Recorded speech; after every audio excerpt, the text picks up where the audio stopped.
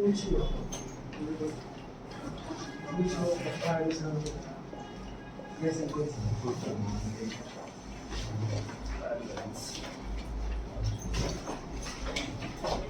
थी क्या कॉन्सेप्ट है?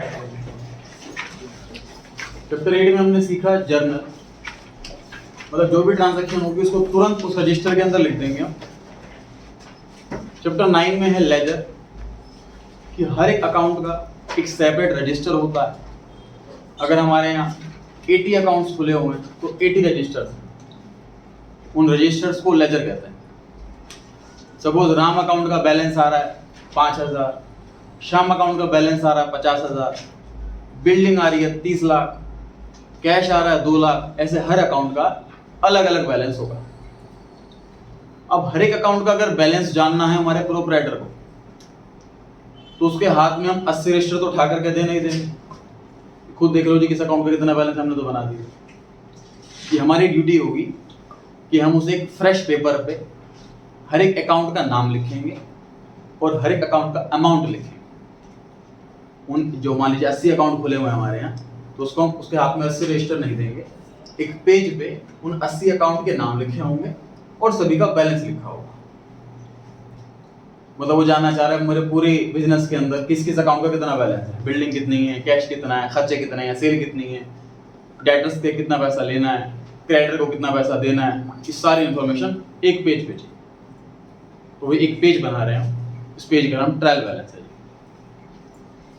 बैलेंस वर्ड है नाम के आगे, क्योंकि हर अकाउंट का बैलेंस लिख रहे हैं इसके अंदर। ट्रायल वर्ड क्यों यूज करा हमने? क्योंकि इसके बाद ना अभी फाइनल अकाउंट बनना बाकी होता। ये फाइनल नहीं होता, कंप्लीट नहीं होता ये, मतलब ये फाइनल स्टेज नहीं है। ये जस्ट हमने अभी सारे अकाउंट्स की समरी बनाकर एक पेज पर लिख दी। अभी कोई प्रॉफिट लॉस कैलकुलेट नहीं हुआ, वो टर्म 2 में सीखेंगे फाइनल अकाउंट चैप्टर के अंदर। इस चैप्टर का जो आंसर है वो फाइनल अकाउंट चैप्टर में क्वेश्चन होता है।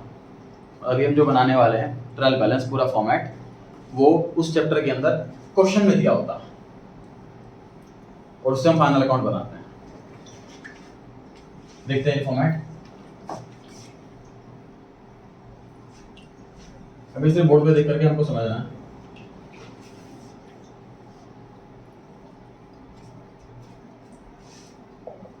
Serial number, items, debit bracket में रुपीस और क्रेडिट ब्रैकेट में रुपीस। अब जो 80 रजिस्टर रखे हुए हैं उन सभी का मुझे नाम और अमाउंट इस पेज पे लिखना है। अब इसमें कोई सीक्वेंस नहीं है। उन 80 रजिस्टर में से पहले मैं बिल्डिंग का लिख लूँ, या पहले कैश का लिख लूँ, या पहले सैलरी वाले एक्सपेंस का लिख लूँ, या पहले बैंक बैलेंस का लिख लूँ, या डेटर का लिखूँ या क्रेडिटर का लिखूँ, कोई सीक्वेंस नहीं। सपोज मैं लिखता हूँ कैश का बैलेंस पहले, कैश अकाउंट, लेजर में लिखा हुआ है 5 लाख रुपए। लेजर में कौन से पेज पर लिखा हुआ वो हम यहाँ लिखेंगे। पेज मान लीजिए 95 पर लिखा हुआ। अगेन सर हमारे एग्जाम में इतना मोटा रजिस्टर तो मिलेगा नहीं कि जिसमें पेज नंबर, तो ये वाला कॉलम हमें सिर्फ बना करके ब्लैंक छोड़ देना। टोटल कितने कॉलम बनाए सर हमने? टोटल 5 कॉलम बनाए हैं। पहला कॉलम सीरियल नंबर, इसमें सीक्वेंस ही करने 1 2 3 4 करके जितने भी आइटम है। एग्जाम्पल में 80 आइटम करो तो 80 नाम आएंगे। एग्जाम में से इतना बड़ा क्वेश्चन तो होगा नहीं, 10-15 आइटम होंगे मैक्सिमम। सीरियल नंबर, अकाउंट का नाम, कोई सीक्वेंस नहीं है तो जो मर्जी पहले लिख दो, और पेज नंबर। एग्जाम में कभी आएगा नहीं पेज नंबर, प्रैक्टिकल लाइफ में भी नहीं होगा। प्रैक्टिकल लाइफ में वहाँ होता है जहाँ पर मैनुअल अकाउंटिंग अभी भी होती है, जहाँ पर कंप्यूटर और इलेक्ट्रिसिटी 24 आवर्स अवेलेबल नहीं है, मैनुअल अकाउंटिंग वहीं होती है, तो वहाँ काम आता है। अमाउंट अगर डेबिट बैलेंस है तो डेबिट में, क्रेडिट बैलेंस है तो क्रेडिट में। तो हमें कैसे पता लगेगा भाई? अगर एसेट या एक्सपेंस है तो डेबिट बैलेंस, तो डेबिट में लिखना, और अगर लाइबिलिटी या कैपिटल या रेवेन्यू तो क्रेडिट बैलेंस है तो क्रेडिट में लिखना। क्लियर हो गई जी बात? क्वेश्चन में दिया हुआ मान लीजिए बैंक लोन, तो डेबिट में लिखूं या क्रेडिट में लिखूं? क्रेडिट में लिखेंगे सर, लाइबिलिटी होती है क्योंकि।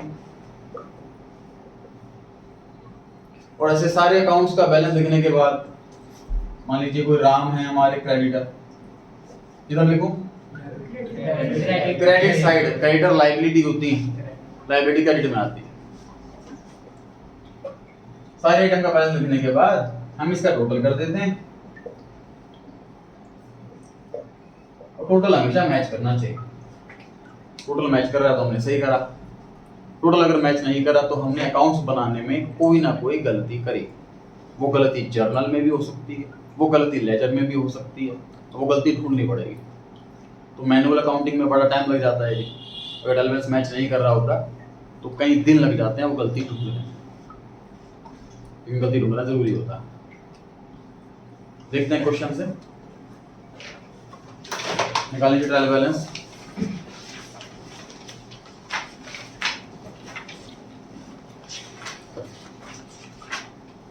Page number 83, page number 83।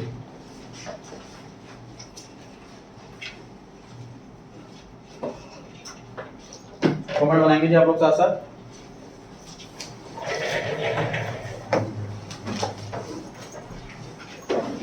गर्मित आप पूछिए, क्या बोल रहे हो? सर जब हर दिन कोई ना कोई ट्रांजेक्शन होती है, हर चीज कोई ना कोई डेबिट क्रेडिट होती है, तो हर दिन बनाएंगे या हर हफ्ते भी? ट्रायल बैलेंस जो प्रोवाइडर मांगे, महीने में बाद हो सकता है, एक साल में तो मिनिमम एक बार बनेगा, क्योंकि फाइनल अकाउंट बनाना होगा हर साल, तो मिनिमम एक बार साल में, मैक्सिमम 365 बार डेली बनाओगे। और कंप्यूटराइज्ड अकाउंटिंग में तो अपने आप बनता रहेगा डेली। टर्म 2 में चैप्टर आएगा आपका कंप्यूटर्स इन अकाउंटिंग, उसमें थ्योरेटिकल तो पढ़ेंगे, बाकी मैं क्लास में लैपटॉप लाऊंगा, उसमें सिखाऊंगा आपको कि कंप्यूटर में अकाउंटिंग कैसे की जाती है। सिर्फ जर्नल एंट्री करते हैं हम कंप्यूटर के अंदर, ledger, trial balance, final account सब कुछ अपने आप बन जाता है, क्लास में करेंगे लैपटॉप से। सर जर्नल में तो टोटल नहीं करते। हाँ जी, जर्नल में तो टोटल नहीं करते, बट मैनुअल अकाउंटिंग में किया जाता है। अगेन क्या की ना, जिस पेज पे गलती है उस पेज पे पता लग जाएगी गलती। तो उसकी भी अलग एप्लीकेशन होती है। हाँ, टैली नाम से आता है।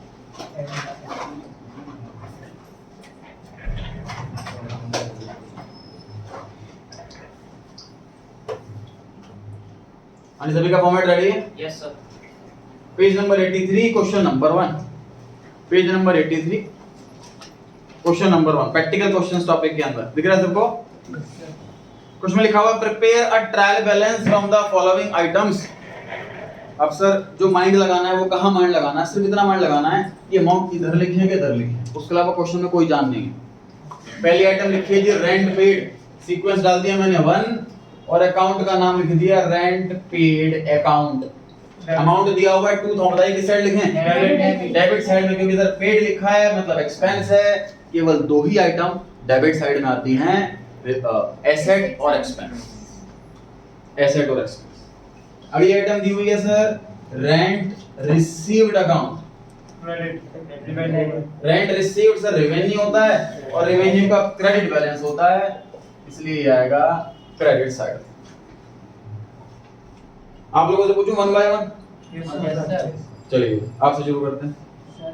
सर तीसरा लिखा हुआ है रेंट, बताइए डेबिट क्रेडिट आप बताएं। Sir debit. डेबिट में आएगा सर सिर्फ रेंट लिखा हुआ है तो वे हम प्रिज्यूम करेंगे कि एक्सपेंस है। क्लास 1 में सभी ने सीखा था ये बात, rent paid expense, rent received revenue, और सिर्फ रेंट लिखा हो तो पेड प्रिज्यूम करेंगे। 500 रुपए।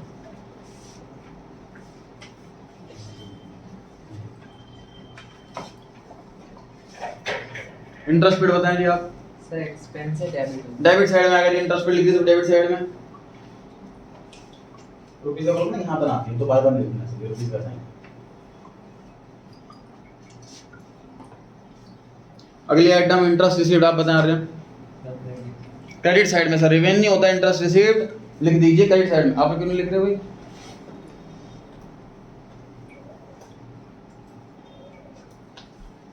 ऊपर सब हेडिंग डालें ट्रायल बैलेंस। हम अकाउंट्स में कोई भी चीज बनाएं उसके ऊपर हेडिंग जरूर डालते हैं कि क्या बना रहे हैं।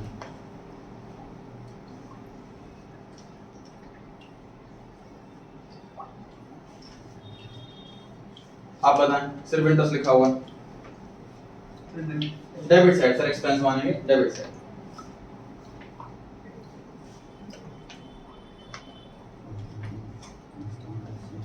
आप बताएं discount allowed. Discount credit debit side debit side में सर एक्सपेंस होता है, बिल्कुल सही। आप बताइए discount receive. Credit side sir revenue होता है, आप बताइए सिर्फ डिस्काउंट लिखा हुआ है। डेबिट साइड सर एक्सपेंस होता है, यहां तक नोट करें कंप्लीट।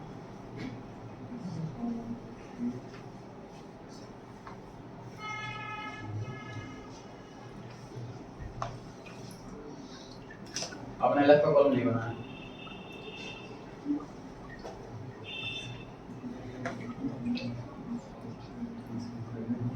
तुम क्या बताएं एक बार? ठीक।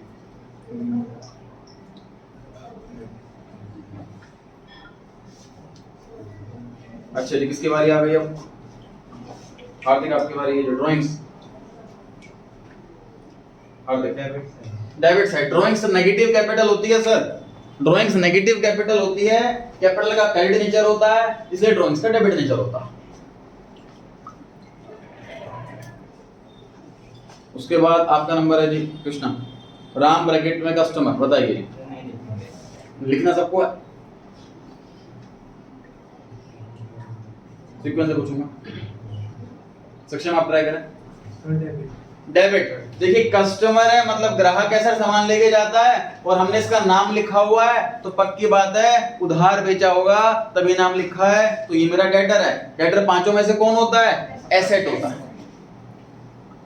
और एसेट और एक्सपेंस दोनों डेबिट साइड में आएंगे।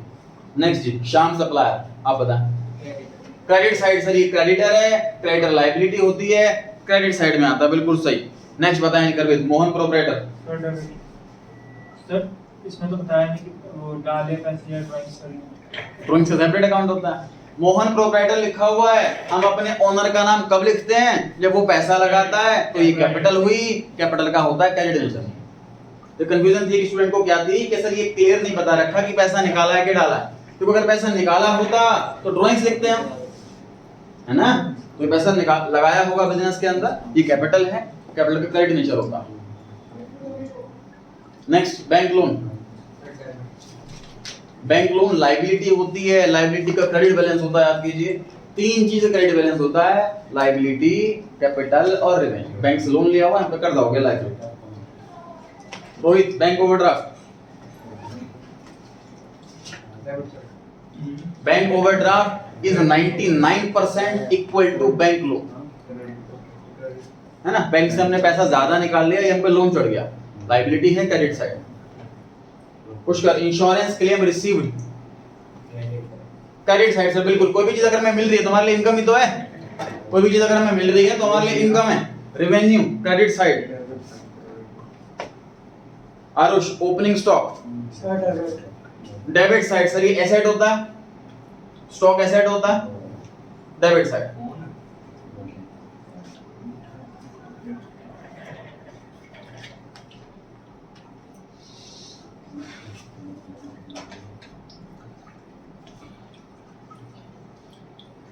नोट कर लीजिए सभी ने यहां तक। Yes sir. ओपनिंग स्टॉक और closing stock. Opening stock asset debit में लिखें। क्लोजिंग स्टॉक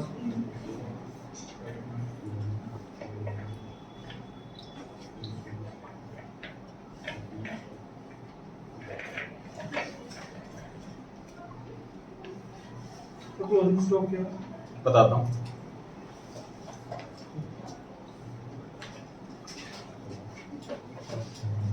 अच्छा अभी क्लोजिंग स्टॉक इग्नोर कर दीजिए, टोटल कीजिए फटाफट।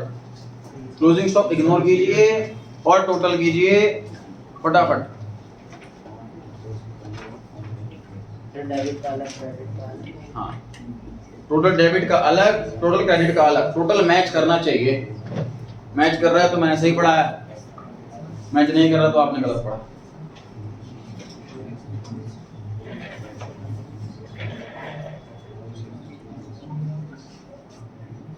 कोई आइटम किसी की छूट गई हो लिखनी तो दोबारा पूछ सकता है मेरे से। डेबिट साइड में 65,000 और कोई आंसर है किसी का? सर 26,500 आ रहा है। 26,500 आ रहा है। दो आंसर हैं जी अभी तक मेरे पास।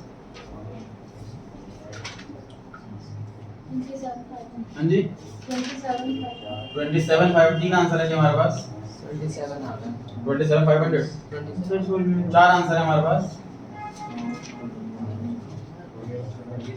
27,000 डेबिट साइड का। डेबिट का कि क्रेडिट का? क्रेडिट का करो। डेबिट 26,500 चार वोट हैं, 2 वोट, 25,500 25,500 एक और आंसर 500 दिए। ज्यादा वोट इसकी तरफ है तो इसको हम मानते हैं सही। जिसका टोटल डेबिट का ये आ रहा है 27,500, क्रेडिट का टोटल भी करके देखो, टोटल मैच करना चाहिए। मैच कर रहा है? टोटल में लिख लीजिए 27,500। टोटल में लिख लीजिए क्रेडिट पे 23,000 क्रेडिट का टोटल सेम आ रहा है कि नहीं आ रहा? सर क्रेडिट 27,500 आ रहा है और ये डेबिट 26,500 आ रहा है। सर क्रेडिट 29,500 आ रहा है। सर अभी लास्ट वाली वक्त लिखी है वो लिखना नहीं है। कार्ड दे दिया हाँ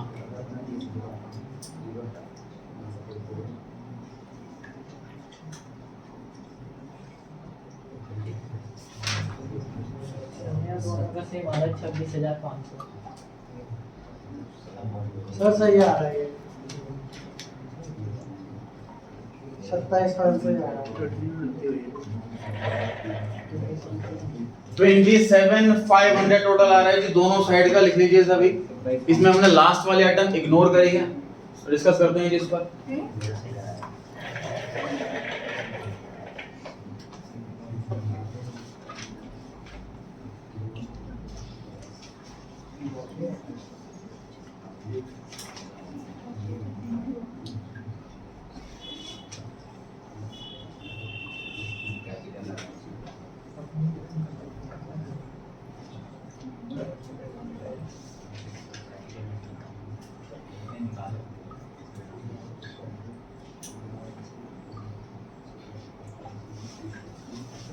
डिस्कशन कर रहे हैं सर ओपनिंग स्टॉक और क्लोजिंग स्टॉक पर।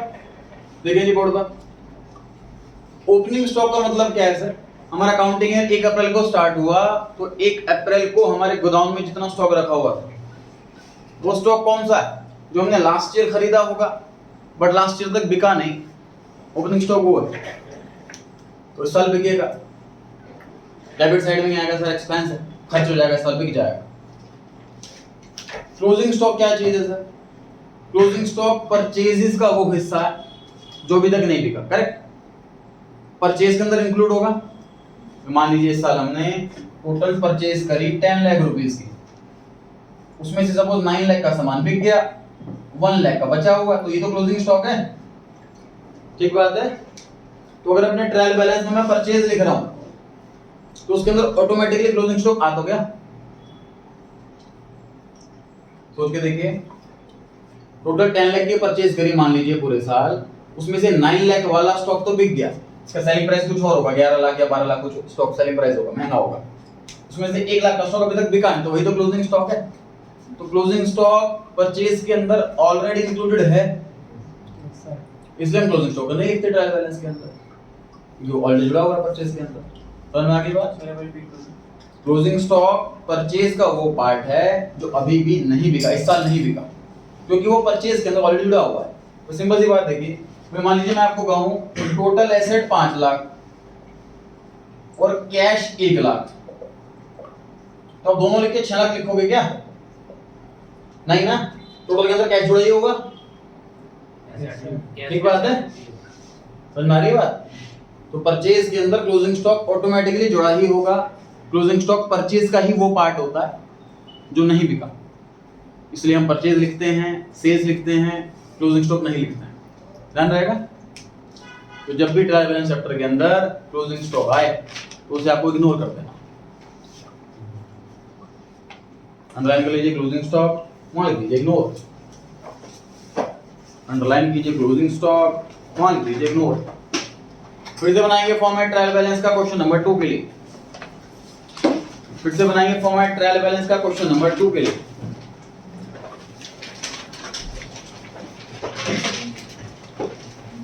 हर एक अकाउंट के बाद लाइन छोड़नी जरूरी नहीं है, स्किप कर सकते हैं, मतलब सारे सीक्वेंस में लिखो सारे। सबसे ऊपर हेडिंग रहेगी ट्रायल बैलेंस, देखिए 2 लाइन लिखते हैं उसके ऊपर ट्रायल बैलेंस, उसके बाद एज ऑन, किस डेट पर बना रहे हैं। क्वेश्चन में डेट दे रखी हो तो बहुत अच्छी बात है, वरना ब्लैंक छोड़ दी, डॉट डाल दीजिए। टोटल 2 लाइन है। पहली लाइन में ट्रायल बैलेंस, नेक्स्ट लाइन में एज ऑन, उसके बाद डेट दे रखी है तो डॉट डेट लिख दो, डॉट डाल दीजिए। टर्म 1 में बहुत ज्यादा मैं फोकस नहीं कर रहा हूँ फॉर्मेट पे, क्योंकि हमारा पेपर एमसीक्यू है। टर्म 2 में कि फॉर्मेट में बहुत डिटेल में चर्चा करेंगे कि यहाँ ये लाइन आएगी, ये नहीं आएगी। एलएफ वाला कॉलम बहुत ही पतला सा बारीक सा बना, क्योंकि उसके अंदर कुछ लिखना तो है नहीं।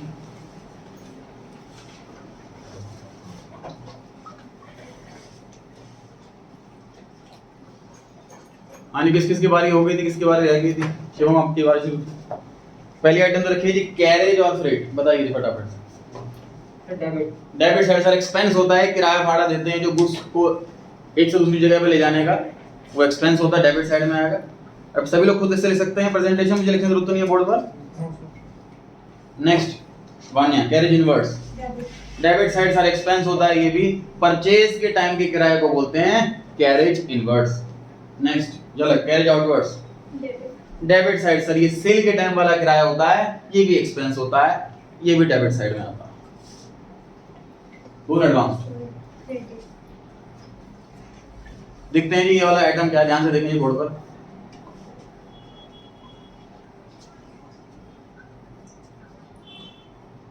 सर इज इट पॉसिबल कि लोन एसेट बन जाए? इज इट पॉसिबल कि लोन एसेट बन जाए? केस बताइए कब हो सकता है ऐसा? सर जब कैश में लिया हो तो थोड़ा टाइम के लिए कैश का। सर जो लोन दे रहे हो, हम जब लोन दे रहे हैं, अगर हम किसी से लोन ले रहे हैं तो हम पे कर्जा हो गया, हमें लायबिलिटी होगी, हमें पैसा रिटर्न करना पड़ेगा। लेकिन अगर हम किसी को लोन दे रहे हैं तो हमें सामने वाले से बाद में पैसा मिलेगा। कैटरी तो एक तरह से वो गुड्स की जगह कैश दे दिया, बाद में पैसे मिलेंगे। तो लोन देना एसेट है, लोन लेना लायबिलिटी। तो सर अगर सिंपल लोन लिखा हुआ है तो हम प्रिज्यूम करेंगे लायबिलिटी, क्योंकि जनरली बिजनेसमैन लोन लेता है बिजनेस करने के लिए, लोन देता नहीं। लोन देना तो बैंक का काम है। लेकिन अगर मान लीजिए कि हमने लोन दिया हुआ, कई बार क्या होता है कि एक बड़ी कंपनी छोटी कंपनी को खरीद लेती है, तो छोटी कंपनी को मान लो पैसों की जरूरत है, तो बड़ी कंपनी छोटी कंपनी को लोन दे देती है। तो अगर हमने लोन दिया है तो हमारे लिए एसेट है। अब सर कैसे पता लगेगा हम अकाउंट में क्या नाम ऐसा लिखें कि हमें पता लग जाए? पहली बात तो ये लोन टू, मान लीजिए लोन टू राम, राम को लोन दिया, तब ये वर्ड क्लियरली बता रहा है कि हमने लोन दिया। लोन फ्रॉम राम नहीं लिखा, लोन टू राम लिखा, तो पता लग रहा है कि एसेट है। या फिर हम लोन के साथ एडवांस वर्ड लगाते हैं, लोन एडवांस। जैसे एडवांस देना होता है, किसी को पैसे देना होता है एडवांस में, तो हम एडवांस वर्ड लगा देते हैं स्प्लिट करने के लिए, लोन को लायबिलिटी से अलग सेपरेट करने के लिए। यानी प्रीपेड की तरह हो गया। प्रीपेड की तरह हो गया। तो जब भी लोन एडवांस्ड आपको वर्ड दिख जाए तो समझ जाओ कि हमने लोन दिया है, लोन लिया नहीं है, तो ये एसेट है, लायबिलिटी नहीं। ध्यान रहेगा, अंडरलाइन कर लीजिए लोन एडवांस्ड और वहां लिख लीजिए एसेट। अंडरलाइन कर लीजिए लोन एडवांस्ड और वहां लिख लीजिए एसेट। डेबिट साइड आएगा। डेबिट साइड आएगा मतलब।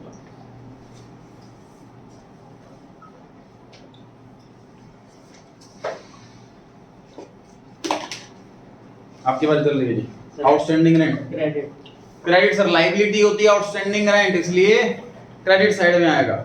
Accrued rent, debit side asset होता है एक्रूड रेंट, हमने अर्न कर लिया बट रिसीव नहीं हुआ, एसेट होता है ये, डेबिट साइड में आएगा। Prepaid rent, debit side prepaid rent expense होता है। हमने एक साथ ही 4 वर्ड एक साथ सीखे थे, याद है क्लास नंबर 2 में रेंट वाली पूरी स्टोरी सुनाई गई थी, उसमें 4 वर्ड सीखे थे हमने। पूरी बुक में कहीं पर भी ये 2 वर्ड दिख जाएं, प्रीपेड और एक्रूड, समझ जाओ एसेट है। और कहीं पर भी ये 2 वर्ड दिख जाएं, आउटस्टैंडिंग और रिसीव्ड इन एडवांस, ये वर्ड दिख जाएं, समझ जाओ लायबिलिटी। ठीक है, तो ये प्रीपेड रेंट एसेट है, डेबिट में आएगा। आपकी बारी जी। Rent received in advance, sir credit. Credit में लायबिलिटी होती है, rent received in advance liability होती है, एडवांस में पैसा लेना। Commission, credit. सर कमीशन से ध्यान से देखिए बोर्ड पर। सर कमीशन इनकम होता है कि एक्सपेंस होता है? सर दोनों हो सकता है। अगर हम कमीशन दे रहे हैं तो हमारे लिए एक्सपेंस है, और अगर हम कमीशन ले रहे हैं तो हमारे लिए इनकम। अगर हम कमीशन दे रहे हैं एक्सपेंस है तो डेबिट में आएगा, अगर हम कमीशन ले रहे हैं इनकम है तो क्रेडिट में आएगा। प्रिजम्पशन क्या है? इनकम है। एक्सपेंस प्रिजम्पशन है। इन जनरल हमारी जो मेन इनकम होती है वो सेल्स ही होती है, जो प्रिजम्पशन वाली इनकम होती है उसका सारे एक्सपेंस ही होते हैं। तो सोच के देखो ना, एक बिजनेसमैन की इनकम के सोर्स तो एक दो ही होते हैं, एक्सपेंस काफी सारे होते हैं ना, ठीक है। वैसे बिजनेस में इनकम बहुत सारी हो, एक्सपेंस एक दो ही हो, ऐसा ना होता। तो एक्सपेंस में चाहे इंटरेस्ट हो, चाहे रेंट हो, चाहे कमीशन हो, हर एक में प्रिजम्पशन एक्सपेंस की होती है, ठीक है जी। तो सिर्फ कमीशन लिखा हो एक्सपेंस मानेंगे, डेबिट में लिखेंगे, लेकिन यहाँ क्वेश्चन में कमीशन के ब्रैकेट में क्लियरली लिखा हुआ है सीआर क्रेडिट, मतलब ये कमीशन रिसीव्ड है। मतलब क्वेश्चन खुद ही कह रहा है कि मुझे क्रेडिट में लिखो, सीआर लिखा ब्रैकेट के अंदर, तो लिख दीजिए इस कमीशन को क्रेडिट साइड में 2000। ध्यान रहे सीआर नहीं लिखा होता तो एक्सपेंस मानते, डेबिट में लिखते, ध्यान रखना इस चीज को। नेक्स्ट आपकी बारी आ गई वेजेस। एक्सपेंस होता है, ये डेबिट में आएगा। सैलरी और वेजेस में जरा सा फर्क क्या होता है बताइए फटाफट से।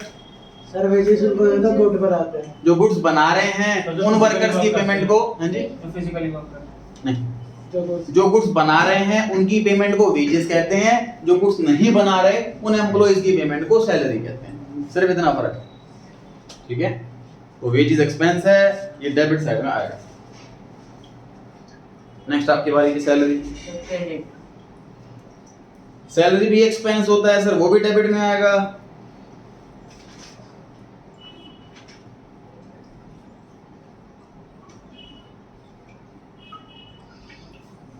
सैलरी भी एक्सपेंस होता है, तो सर सैलरी इनकम नहीं हो सकता क्या?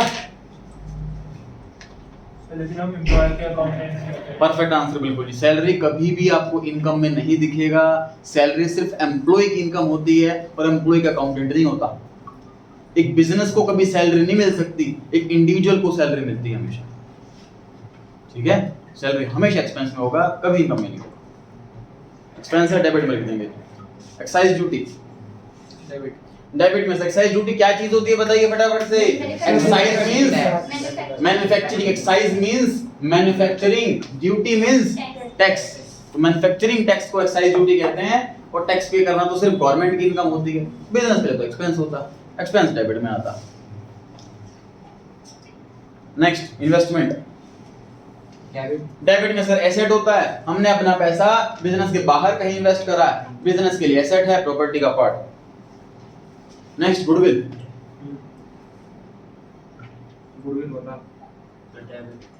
डेबिट में सर एसेट होती है, किसी की रेपुटेशन परचेज कर लेते हैं हम, किसी रेपुटेड बिजनेस को खरीद लेते हैं तो उसकी गुडविल की पेमेंट भी करनी पड़ती है। अब वो गुडविल के मालिक हम बन जाते हैं, इसलिए हमारे लिए एसेट हो जाती है डेबिट।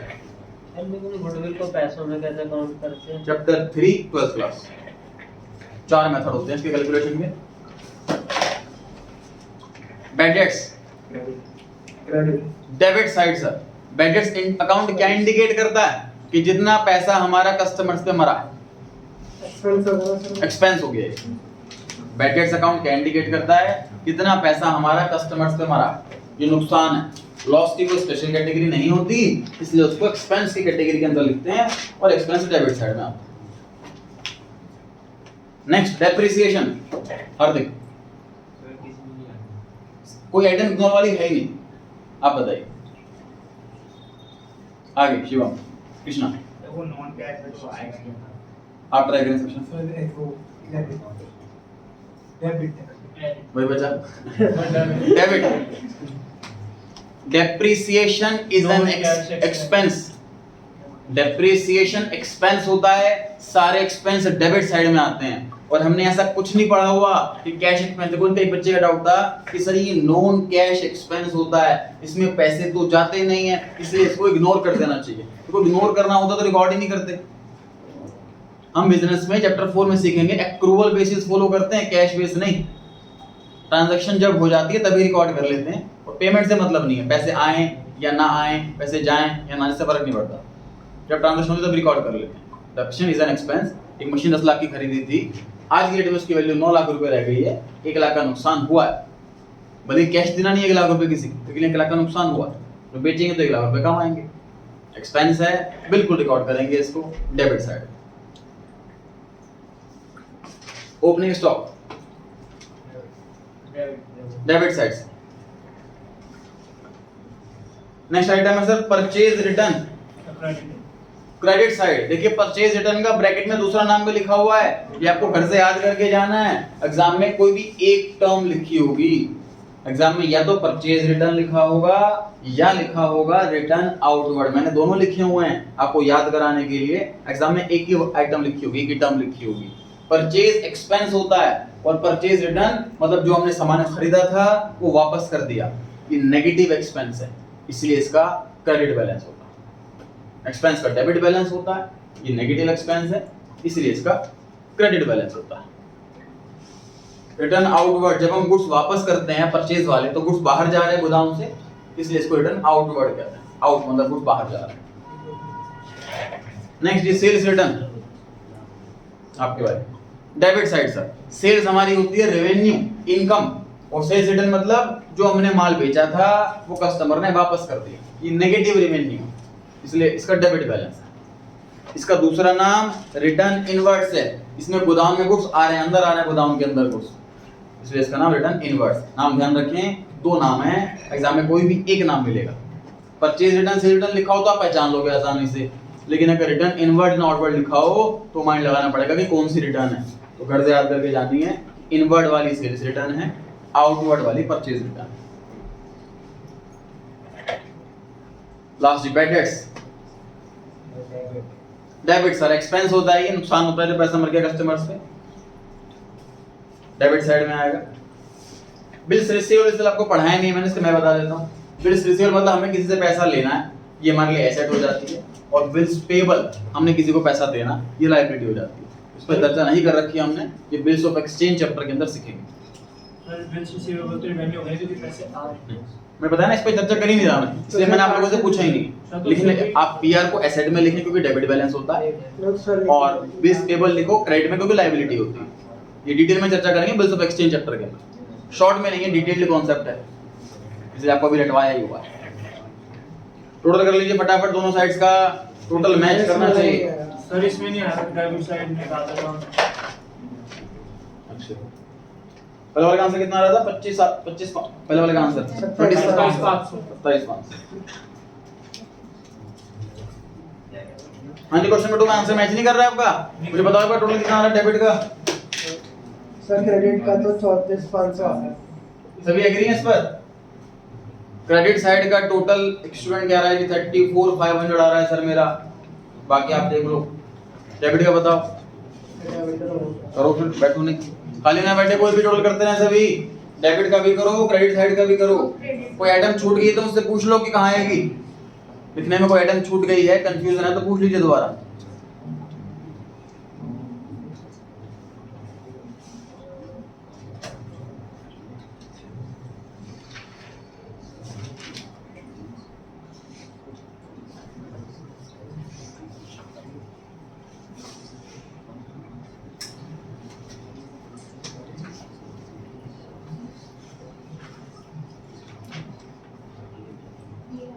डेबिट का बताओ, डेबिट का बताओ, तो इसका तो लाख है। कोई बात नहीं, बताओ।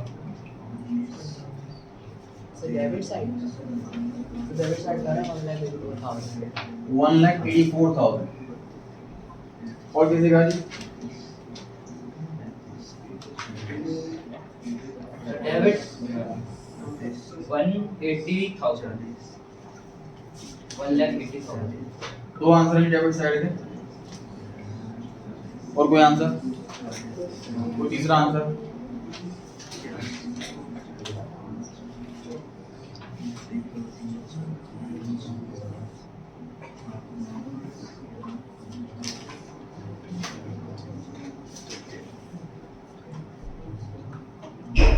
सर 1,34,500। 1,34,500। तीन आंसर है सर हमारे पास, 1,68,000। चार आंसर है। सर 500 है सर क्रेडिट 31,500 क्रेडिट का तो 300 बच्चों का ही आ रहा है। अब एक बार दोबारा चेक करो। 34,500 है सर।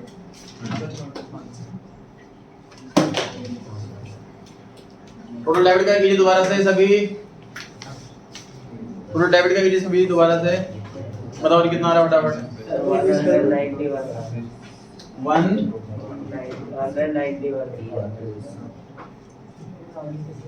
5 आंसर डेबिट साइड के सारी आइटम वही तभी 5 आंसर।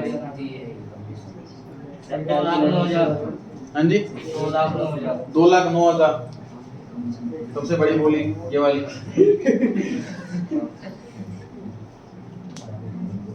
1,96,000 2,09,000 जितने बच्चे उतने आंसर। मुझे लग रहा बाकियों ने करा नहीं और 9 वाला आंसर लगाते। 1,84,500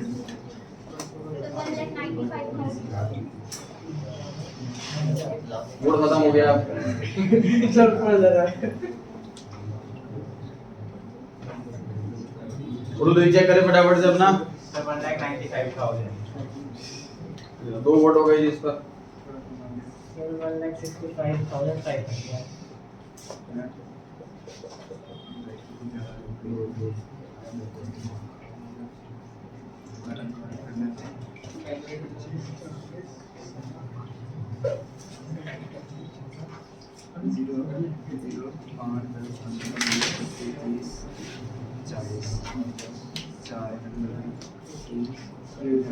फटाफट कीजिए सर बिल्कुल स्पीड में।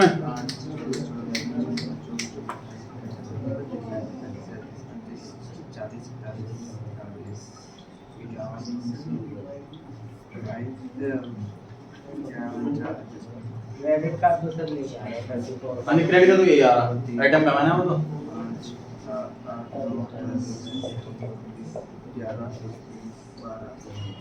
अब मैंने तो अमाउंट लिखने में कोई गलती कर रखी है क्वेश्चन में सर। 1,95,000 195 श्योर है। इस पे 2 वोट पहले से थे, तीसरा वोट आ गया।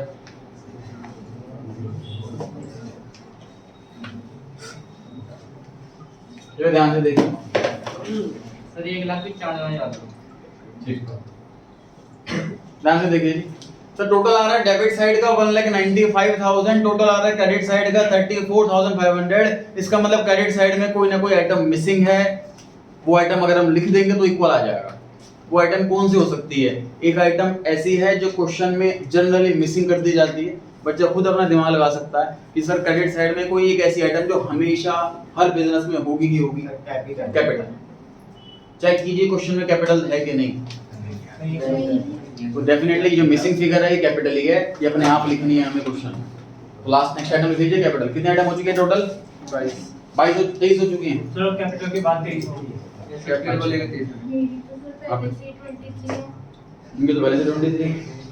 तो सर सर कैपिटल को मिला के आगे वाले बच्चों को 23, बीच वाले को 24। सर कैपिटल को मिला के 24 यस सर कैपिटल को कैपिटल को मिला के चलो सीक्वेंस में मुझे क्या करना, आखिरी आइटम कैपिटल लिख लो जो भी आपका सीक्वेंस नंबर आ रहा हो। सर तो सर डेबिट साइड में से माइनस करके लिखेंगे कितनी बचेगी कैपिटल। कैपिटल लिखिए नेक्स्ट आइटम और अमाउंट कितना लिखना है आपको उसका। So 1,95,000 minus 1,60,500। एक पिक्चर में डाल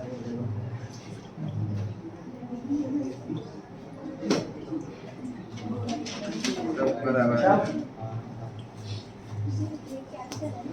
कैपिटल लिखिए लास्ट आइटम 1,60,500 क्रेडिट साइड में। और अब टोटल करना, आपको ये कहीं नहीं लिखना। देखो ध्यान से, आपने जैसे लिखी होगी लास्ट आइटम बिल्स पेबल 6,000।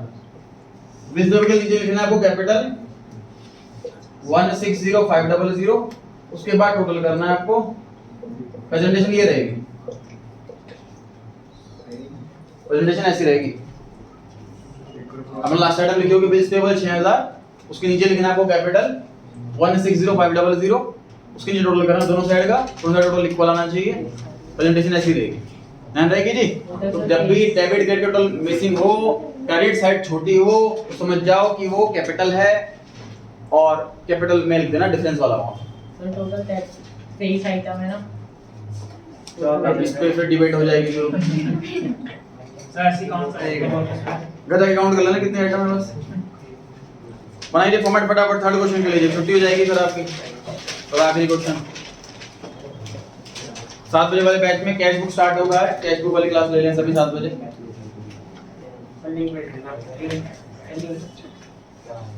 नहीं मेरे पास उसको रिकॉर्डिंग है अभी भेजो लिंक भेज चुका हूं मैं सभी को रिकॉर्डिंग रिकॉर्डिंग तो ऐप पर अवेलेबल रहती है रिकॉर्डिंग तो ऐप पर अवेलेबल ही रहती है सर तो उसको भी रिकॉर्ड कर दिया करो ना ऑनलाइन वाली क्लास को भी। सेम चीज तो दोबारा रिकॉर्ड क्यों करूंगा जो ऑफलाइन में पढ़ाया ऑफलाइन तो बल्कि बेटर है ऑनलाइन से किसकी बारी चल रही थी भाई लास्ट किससे पूछा था आपसे पूछा था लास्ट बता नहीं रहे अपनी बारी रोहित आपकी बारी नहीं कैश बताइए फटाफट डेबिट साइड सर एसेट होता next item Aarush stock sir debit debit side sir we are presuming कि ओपनिंग स्टॉक है और डेबिट में लिख रहे हैं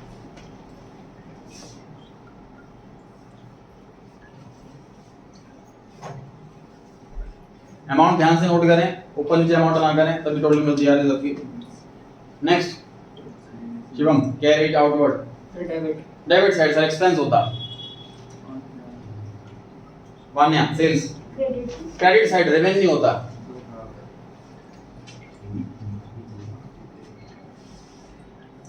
झलक परचेजेस डेबिट एक्सपेंस होता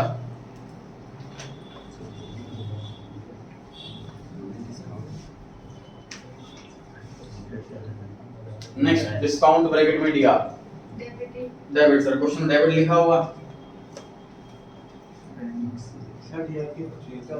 डेबिट रिकॉर्ड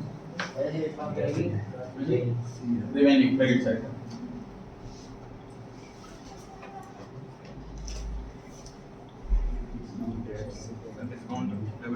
हाँ डेबिट तो कुछ में लिखा ही हुआ और क्रेडिट में लिखा डिस्काउंट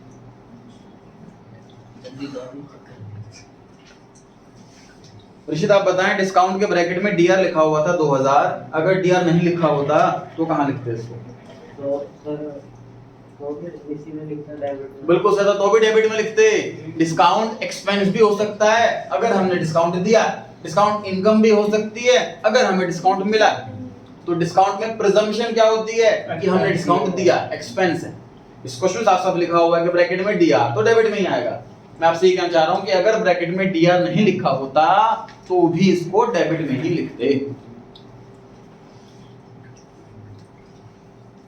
बैंक ब्रैकेट में सीआर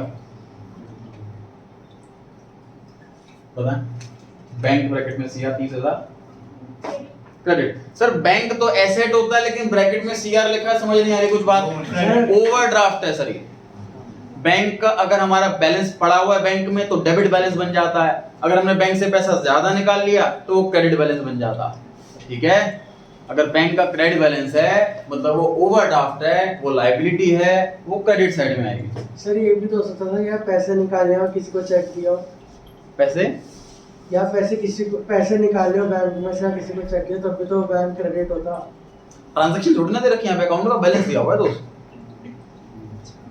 यहाँ पे ट्रांजैक्शंस नहीं दे रखी वो ट्रांजैक्शन है डेबिट क्रेडिट होता है ऐसे तो कैश दिया था डेबिट में क्यों लिखा होता है हमने पैसे दिए हो तो कैश क्रेडिट होगा एसेट है ना हम बैलेंस लिख रहे हैं यहाँ पर वो ट्रांजैक्शन होती है चलिए दीपिका आप बताएं अगर बैंक के ब्रैकेट में सीआर नहीं लिखा होता तो कहाँ लिखते इसको आप बताएं तब डेबिट में लिखते सर सिर्फ बैंक लिखा होता तो हम ये प्रिज्यूम करते कि हमारा पैसा बैंक में जमा है एसेट है तो उसको डेबिट में लिखते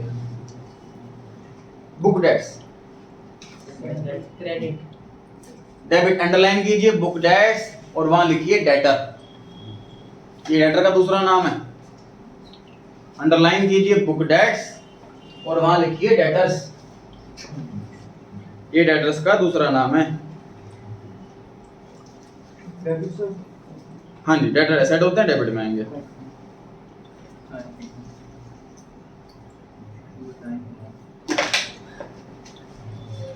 creditor credit side creditor liability होते हैं, कुछ उधार लिया हुआ है हमने इनसे, क्रेडिटर लायबिलिटी होते हैं, ये क्रेडिट साइड में आएगा। नेक्स्ट आ रहे हैं आपके बारे कैपिटल।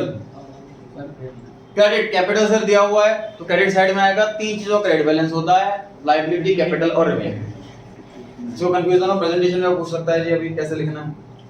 इक्विपमेंट, यश इक्विपमेंट क्या होता है सर? कोई एक ऐसी मशीन जिससे हम कोई भी काम कर पाते हैं तो हमारे लिए एसेट होती है, debit balance. Amount due to एडू, क्रेडिट सर क्या क्वेश्चन पढ़ के पता लग पा रहा है कि पैसे देने हैं या पैसे लेने हैं? हाँ सर जी, बताओ। ड्यू लिखा है ना?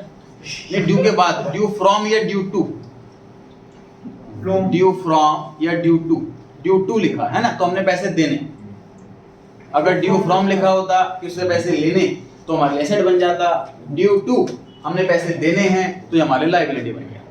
ठीक है, ड्यू टू लिखा है ना इसमें। तो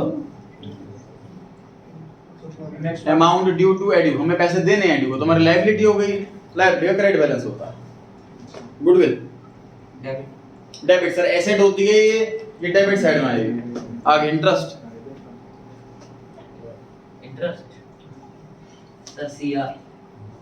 इंटरेस्ट हमने दिया है कि इंटरेस्ट हमने लिया है? बताइए। इंटरेस्ट में सर प्रिजम्पशन होती है कि हमने इंटरेस्ट दिया है, हमारे लिए एक्सपेंस है और एक्सपेंस डेबिट साइड में आता है। इन जनरल एक बिजनेसमैन लोन लेता है और उस पर इंटरेस्ट देता है, एक्सपेंस है, debit side. Next amount due from गेट, डेबिट सर पैसा लेना है। अमाउंट ड्यू फ्रॉम गेट, ये लैंग्वेज पढ़ के पता लग रहा है कि सर हमें गेट से पैसे लेने हैं, हमें पैसे लेने हैं तो हमारे लिए एसेट डेबिट में आएगा। प्रीमाइसेस हार्दिक आएगा लेकिन नोट नहीं करना। एसेट होता है सर ये लैंड एंड बिल्डिंग को बोलते हैं प्रीमाइसेस। अंडरलाइन कर ले सकते हैं चाहे तो, अंडरलाइन कर लीजिए, सुन लीजिए। Land and building, land is a separate asset जो प्लॉट होता है खाली, और बिल्डिंग जो स्ट्रक्चर खड़ा हुआ होता है, तो कलेक्टिवली उसको हम एक वर्ड में प्रीमाइसेस कहते हैं। ये हमारे लिए एसेट होता है, इसलिए इसका डेबिट बैलेंस होता है। नेक्स्ट जीएसटी पढ़ चुके हैं चैप्टर 12 में सभी। जितने भी इनपुट वाले जीएसटी होते हैं वो हमारे लिए एसेट होता है। गवर्नमेंट कहती है आप पैसा दे चुके हो, आपका बाद में एडजस्ट कर देंगे। जितने भी आउटपुट वाले जीएसटी होते हैं वो हमारे लिए लायबिलिटी होते हैं। क्यों? कस्टमर से पैसा ले लिया और अभी तक गवर्नमेंट को जमा नहीं कराया। ध्यान रहेगा, जितने भी इनपुट वाले जीएसटी हैं, चाहे वो आई वाला हो, सी वाला हो या एस वाला हो, जितने भी इनपुट जीएसटी हैं वो सारे एसेट हैं। जितने भी आउटपुट जीएसटी हैं वो सारे लायबिलिटी हैं। फटाफट बता दीजिए। इनपुट आई जीएसटी 3000, डेबिट में एसेट। आप ना बोले कोई और। नेक्स्ट सक्षम output I GST 2000, credit liability. Next input CGST 4000, debit asset.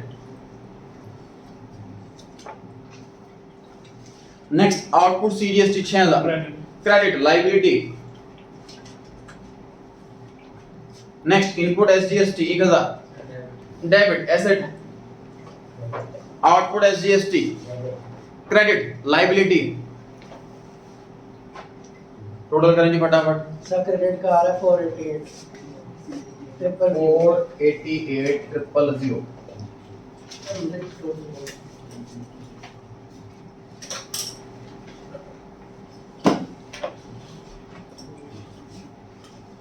Next class Tuesday को है, कल संडे नहीं है क्लास, ट्यूसडे को क्लास है। 3 hours online, 7 to 8, 3 hours offline, 5 to 6। TTS में 6 घंटे दें आप अकाउंट्स को। जो भी चैप्टर आपको लग रहा है वीक है उसकी रिकॉर्डिंग देखते रहें आप पर।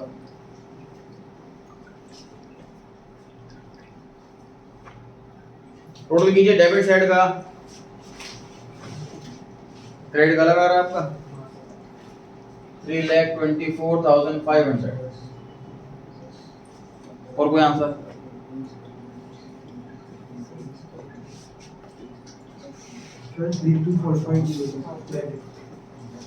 चलिए 2 वोट हो गए जिसकी तरफ, इसको सही मान लेते हैं। डेबिट का 3,80,000।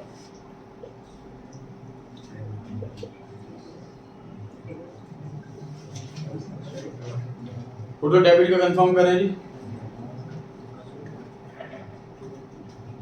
टोटल डेबिट साइड वाला कंफर्म करें।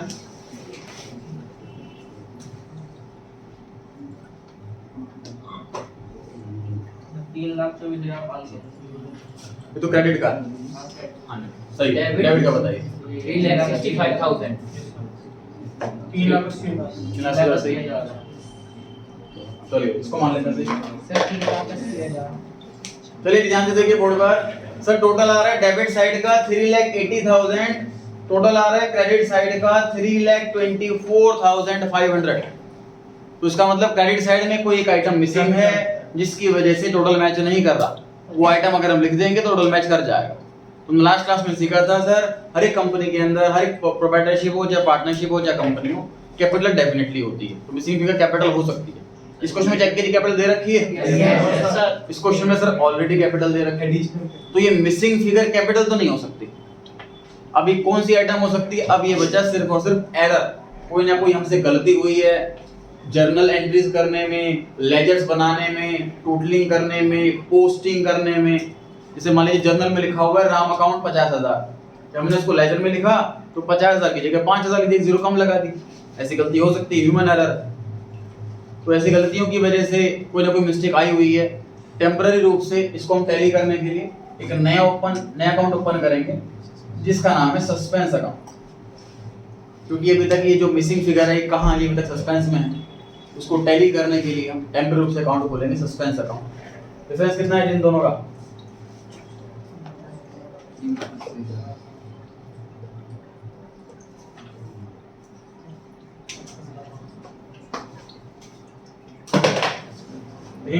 सस्पेंस अकाउंट के सामने 55,500। टोटल कितना आ रहा था? डेबिट का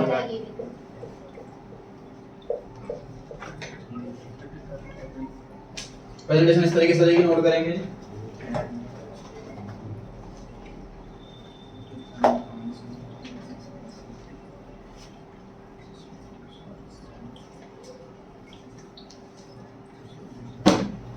हम क्वेश्चन से क्या सीखा था? पहले क्वेश्चन हमने देखा ट्रायल बैलेंस टैली हो गया। एग्जाम में क्वेश्चन ऐसा आ सकता है ट्रायल बैलेंस टैली हो जाए। क्वेश्चन 2 हमने देखा कि sir debit credit side match नहीं कर रही, तो उसका रीजन हो सकता है कैपिटल। कैपिटल क्वेश्चन के अंदर नहीं दे रखा तो पक्की बात है वो कैपिटल है, कैपिटल में लिख दें। क्वेश्चन 3 में हमने देखा कि डेबिट क्रेडिट मैच नहीं कर रहा लेकिन कैपिटल क्वेश्चन के अंदर दे रखी है, तो अब रीजन क्या हो सकता है? कुछ भी हो सकता है। सस्पेंस अकाउंट में लिख दिया जाएगा इसको। टेम्पररी। हां जी क्या सस्पेंस अकाउंट नहीं हो सकता है। गिवन उस नहीं, गिवन नहीं होगा। ठीक है नेक्स्ट क्लास में डबल आइटम में दिन हाँ